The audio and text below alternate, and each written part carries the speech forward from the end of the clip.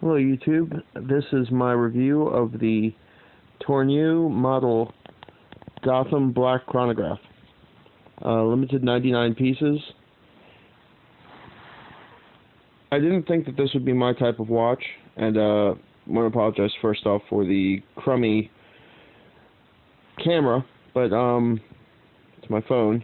Anyways, you can see the dial is the main attraction of this piece. My significant other says it's a very flamboyant piece. It's the most outrageous piece that I've owned.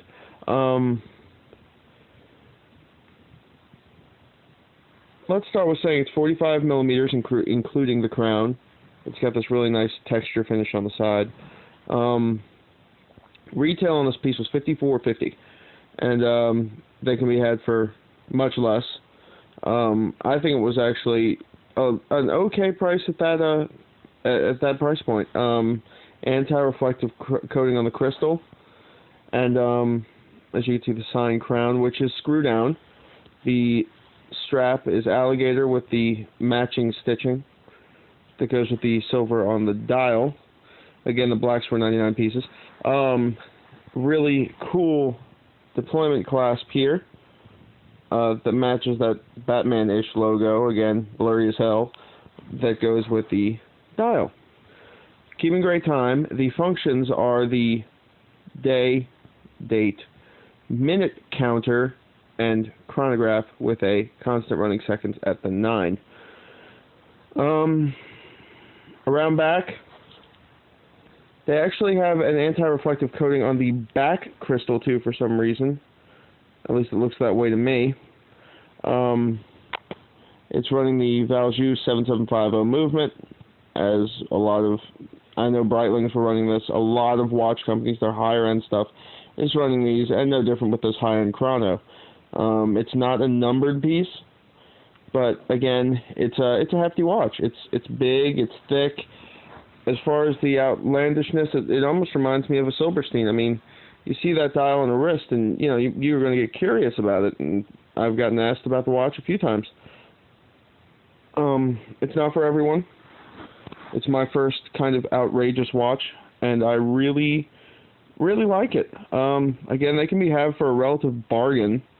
I mean, the movement in it alone is worth about $800, and you know, off of retail, you know, I've seen these go for about $2,000. Again, they're not cheap, but I'm really, really happy with it. I'm happy with the dial quality. You can't really get a great picture of the dial, but the black is an anthracite. It kind of sparkles in the sunlight. It's a really beautiful dial out in the sun. Really catches the light really well. Timekeeping has been great, as it usually is with the Valjoux movements that are regulated well. Chronograph function, you know, start, stop, reset. The blacks are actually hard to find on the aftermarket. You'll find the silvers a lot, the stainless steels, different dial colors, but this is by far the most desirable finish because of the craze for the blacked out watches now.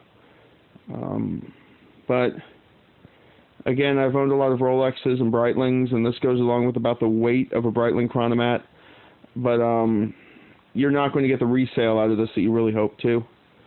This watch was actually owned by a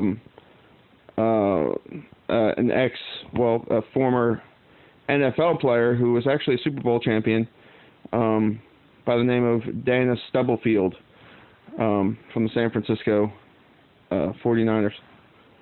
Forgive me if it's not the 49ers. I think it is, but I'm not a football fan, but that's the heritage of this particular model. I did not buy it from him. I bought it from the man who bought it from his wife, and you know, just a little heritage for it. Anyway, nice chrono, really nice. If you can get your hands on them for a good deal, buy it up. Good size on the wrist, kind of weighty. The head's heavy. It would be really cool on a bracelet, and they do make the bracelets, but they're hard to find. Excuse the blurry pics, and sorry for the crappy camera shots, but this is my first time doing a review on it. Really happy with it, and it's got the a push button deployment clasp, which is really nice. And thank you for watching my review of the Tourneau Gotham Avant-Garde Black chronograph.